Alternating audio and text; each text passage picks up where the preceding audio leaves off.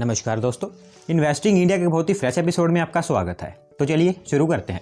यहाँ पर दोस्तों सबसे पहली अपडेट निकल कर आ रही है वडोदरा गुजरात से, जहाँ पर वार्ड वाइजार्ड जो कि एक Indian electric vehicles manufacturing company है, उन्होंने गुजरात के वडोदरा में एक new state of the art new manufacturing facility को ओपन कर दिया है। इस new electric vehicles manufacturing facility को 45 करोड़ की इन्वेस्टमेंट से सेटअप किया गया है, जिसकी production capacity 1 lakh electric vehicles per year होगी। Basically Ward Wizard one of the leading EV segment की कंपनी है जो मेनली 2 व्हीलर्स ईवीज की मैन्युफैक्चरिंग करती है। और क्योंकि आने वाले समय में देश के ऑटोमोबाइल सेक्टर में काफ़ी बड़ा शिफ्ट आने वाला है, क्योंकि पेट्रोल व्हीकल्स की जगह धीरे धीरे इलेक्ट्रिक व्हीकल्स पॉपुलर होने लगेंगे, तो ऐसे में कंपनी का प्लान है कि वो upcoming and growing Indian 2 wheelers electric vehicles का 25% मार्केट ग्रैब कर पाएं, जिसके लिए उन्होंने इंडियन 2 व्हीलर्स ईवी सेक्टर में 4 new high performance electric bike को भी लॉन्च किया था। और गवर्नमेंट ऑफ इंडिया के आत्मनिर्भर भारत जैसे इनिशिएटिव को पुश करने के लिए ये ईवी कंपनी इलेक्ट्रिक व्हीकल से रिलेटेड जितने भी कंपोनेंट्स, बैटरीज एंड पार्ट्स हैं, उन सबकी मैन्युफैक्चरिंग भी इंडिया में ही करने वाली है, जो कि काफ़ी अच्छी बात है। यहाँ पर दोस्तों अगली अपडेट निकल कर आ रही है उत्तर प्रदेश स्टेट से, जहाँ पर विक्रम सोलर जो कि India one of the leading module manufacturer and rooftop solar provider है, उनकी तरफ से यूपी के कानपुर डिस्ट्रिक्ट में एक न्यू 140 मेगावाट का सोलर पावर प्लांट ऑपरेशनलाइज कर दिया गया है। दोस्तों कैपेसिटी वाइज ये सोलर प्लांट यूपी का आज तक का सबसे बड़ा सोलर प्लांट है, और इससे पहले यूपी के मिर्जापुर डिस्ट्रिक्ट में 75 मेगावाट का सोलर प्लांट ऑपरेशनल था। इस सोलर पावर प्लांट को 700 एकड़ के एरिया में सेटअप किया गया है, जिसकी energy generation capacity 319 million units है। और इस सोलर पावर प्लांट की मदद से यूपी स्टेट के 1,45,662 हाउस होल्ड्स को पावर एंड इलेक्ट्रिसिटी मिलेगी, ऐसी स्टेटमेंट यूपी गवर्नमेंट की तरफ से निकल कर आ रही है। इस सोलर पावर प्लांट को सेटअप करने की जिम्मेदारी national thermal power corporation limited यानी कि एनटीपीसी की थी, जिसके लिए विक्रम सोलर ने सबसे कम बिड लगाकर इस प्रोजेक्ट को जीता था। और क्योंकि Vikram solar India one of the leading module manufacturer and rooftop solar provider है, तो उनको एनटीपीसी की तरफ से total under construction and commission projects को मिलाकर 780 मेगावाट तक के सोलर पावर प्रोजेक्ट्स मिल चुके हैं। बेसिकली जैसा कि आप जानते ही हैं कि Indian industry and house holds की एनर्जी डिमांड बहुत तेज़ी से ग्रो होती जा रही है, तो ऐसे में ये UP largest solar power plant उस एनर्जी डिमांड को कैटर करने में काफ़ी योगदान देगा। यहाँ पर दोस्तों फिर से नेक्स्ट अपडेट निकल कर आ रही है उत्तर प्रदेश स्टेट से, जहाँ पर आलोक टंडन जो कि यूपी स्टेट के infrastructure and industrial development commissioner है, उनका कहना है कि लास्ट 3.5 ईयर्स के बीच यूपी स्टेट में 1,88,000 करोड़ की मेजर इन्वेस्टमेंट देखने को मिली है। इसके अलावा उनका ये भी कहना है कि जब से यूपी स्टेट में योगी आदित्यनाथ जी की गवर्नमेंट आई है, तब से स्टेट में इन्वेस्टर्स को अट्रैक्ट करने के लिए अप्रॉक्सीमेटली 1 दर्जन से ज़्यादा स्टेट डिपार्टमेंट में पॉलिसीज़ को चेंज किया गया है, और साथ ही साथ अप्रॉक्सीमेटली 186 न्यू रिफॉर्म्स भी लिए गए हैं। ये सभी investments electronics manufacturing, textile, steel और भी बहुत सारे सेक्टर्स में की गई हैं, जिसमें से एक मेन रीज़न तो यूपी का नोएडा है, जहां पर बहुत सारी इलेक्ट्रॉनिक्स मैन्युफैक्चरिंग कंपनी से रिलेटेड इन्वेस्टमेंट्स देखने को मिली है। इसके अलावा यूपी के कानपुर एंड गोरखपुर डिस्ट्रिक्ट में भी टेक्सटाइल सेक्टर से रिलेटेड बहुत सारी इन्वेस्टमेंट्स देखने को मिली है। बेसिकली यूपी गवर्नमेंट का यूपी स्टेट को $1 ट्रिलियन की इकोनॉमी बनाने का प्लान है, और इससे पहले भी मैंने आपको बताया था कि यूपी गवर्नमेंट ने उनके 5 सालों में 20,000 करोड़ की इलेक्ट्रॉनिक्स मैन्युफैक्चरिंग रिलेटेड इन्वेस्टमेंट को अट्रैक्ट करने वाला प्लान 3 सालों में कंप्लीट कर लिया था। और अगर इसी तरह से यूपी स्टेट में इन्वेस्टमेंट्स आती रहेंगी, तो यूपी स्टेट श्योरली धीरे धीरे उनके $1 ट्रिलियन की इकोनॉमी वाले ड्रीम की ओर बढ़ता चला जाएगा।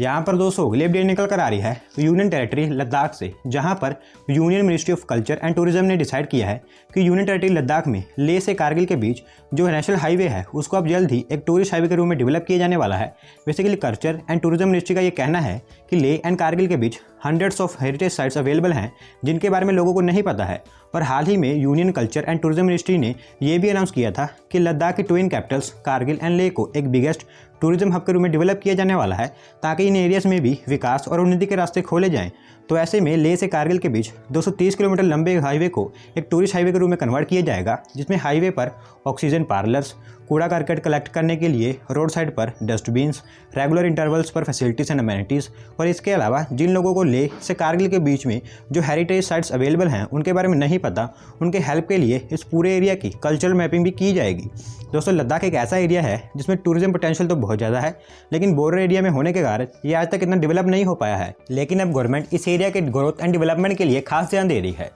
यहाँ पर दोस्तों अगली अपडेट निकल कर आ रही है Mysuru Bengaluru national highway and economic corridor project को लेकर, जहाँ पर इस हाईवे प्रोजेक्ट का मोर देन 45% वर्क कंप्लीट कर लिया गया है। बेसिकली इकोनॉमिक कॉरिडोर एक 10 लेन वाला अंडर कंस्ट्रक्शन हाईवे है, जिसको भारतमाला परियोजना के अंतर्गत 7,400 करोड़ की लागत से कंप्लीट किया जा रहा है। और ये हाईवे प्रोजेक्ट इन दो सिटीज़ के बीच ट्रैवलिंग टाइम को कम करने के लिए एक काफ़ी इंपॉर्टेंट प्रोजेक्ट है, क्योंकि करंटली इन दोनों सिटीज़ के बीच डेली 38,000 व्हीकल्स ट्रैवल करते हैं और डेली इस रोड पर हैवी ट्रैफिक होने के कारण इन दोनों सिटीज़ के बीच का ट्रैवलिंग टाइम 3 घंटे का है। लेकिन इस न्यू हाईवे के बन जाने के बाद इन दोनों सिटीज़ का ट्रैवलिंग टाइम अप्रॉक्सीमेटली 1.5 घंटे तक का हो जाएगा, जिससे कि ट्रैवलिंग टाइम कम होने के साथ साथ इन सिटीज़ के बीच हैवी ट्रैफिक को भी समस्या खत्म हो जाएगी। दोस्तों, इस हाईवे का काम ठीक स्पीड से किया जा रहा है और सितंबर 2022 तक इस हाईवे को पूरी तरह से कंप्लीट करके पब्लिक के लिए ओपन कर दिया जाएगा।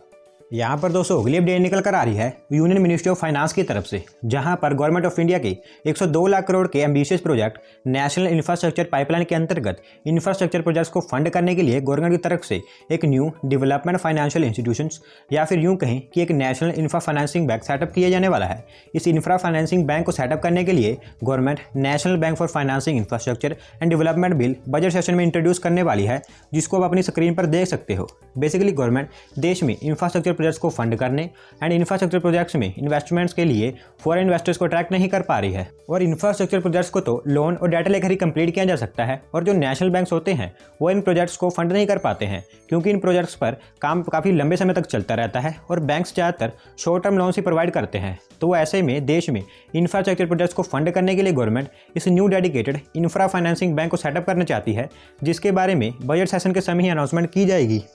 यहाँ पर दोस्तों अगली अपडेट निकल कर आ रही है देश में चल रहे बुलेट ट्रेन प्रोजेक्ट्स को लेकर, जहाँ पर national high speed rail corporation limited यानी कि NHSRCL की तरफ से डिसाइड किया गया है कि दिल्ली से स्टार्ट होने वाले बुलेट ट्रेन कॉरिडोर्स के लिए नेशनल कैपिटल दिल्ली में 2 बुलेट ट्रेन स्टेशन को कंस्ट्रक्ट किया जाने वाला है, जिसके लिए सभी तरह की पॉसिबिलिटीज देखी जा रही हैं। इनमें से एक स्टेशन तो सराई कालेखार और निजामुद्दीन रेलवे स्टेशन के पास में ही सेटअप किया जाने वाला है, क्योंकि ये location Delhi metro, ISBT, RRTS, ring road यानी इस तरह के सभी ट्रांसपोर्टेशन मीन से वेल कनेक्टेड है। और दूसरे स्टेशन के लिए सभी तरह की प्रॉपर लोकेशन की खोज की जा रही है। बेसिकली जैसे कि आप जानते हैं कि दिल्ली अहमदाबाद, दिल्ली वाराणसी और दिल्ली अमृतसर, ये तीनों हाई स्पीड रेल कॉरिडोर्स के लिए अलग अलग स्टेजेस पर DPR बनाने का काम चल रहा है। तो ऐसे में इन तीनों हाई स्पीड रेल कॉरिडोर्स के लिए नेशनल कैपिटल दिल्ली में 2 बुलेट ट्रेन स्टेशन बनाने का प्लान है। हालांकि कुछ रिपोर्ट्स के मुताबिक इन तीनों कॉरिडोर्स के बीच 3 बुलेट ट्रेन स्टेशन का भी निर्माण किया जा सकता है। फिलहाल NHSRCL का कहना है कि इन तीनों कॉरिडोर्स के लिए DPR रिपोर्ट तैयार होने के बाद ही बताया जाएगा कि कितने बुलेट ट्रेन स्टेशन दिल्ली में बनाए जाएंगे।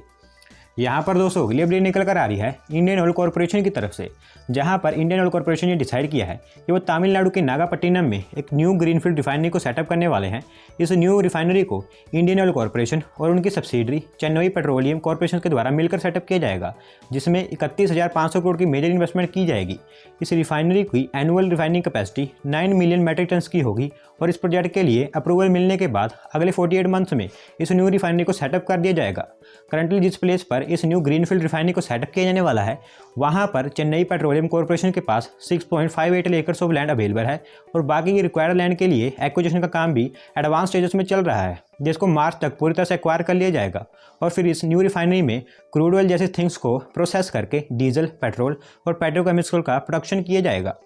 तो दोस्तों आज की वीडियो में बस इतना ही। अगर आप अपनी तरफ से कोई अपडेट सबमिट करना चाहते हैं तो डिस्क्रिप्शन में दिए गए लिंक पर क्लिक करके सबमिट कर सकते हैं। और अगर वीडियो पसंद आई हो तो वीडियो को लाइक करें, चैनल को सब्सक्राइब करें। धन्यवाद आपका वीडियो को देखने के लिए।